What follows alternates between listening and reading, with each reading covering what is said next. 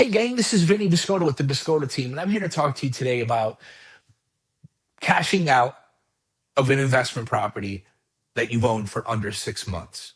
So I see a lot of questions about how long do I have to wait to pull cash out of my property? Because maybe you bought the property at a great value and you put your own funds in to renovate it and you want to pull funds out as quickly as possible so you can move on to your next property, right?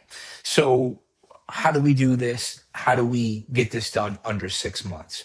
So in most of the investors that are doing these DSCR loans, they have a 6 month window that you've had to own the property for 6 months before you can look at it after renovated value, right?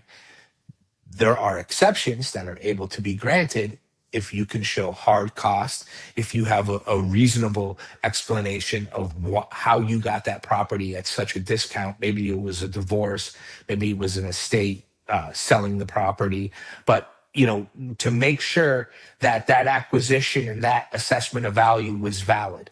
In some instances, maybe they'll request two appraisals if you're doing something like that, if you've purchased it and then you're going to pass it through. But the most important thing that you can do to help yourself in that situation is make sure you're tracking your hard costs for the renovations that you've done and you're managing that work again against the comps that you're using to assess value.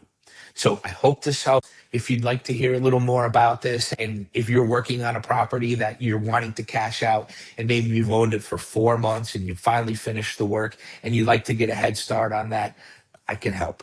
You can call me Vinny at 817-714-5090, or you can reach us at thebiscottoteam.com. And remember, for all your mortgage needs, talk to Vinny. Have a great day, everybody. Bye-bye.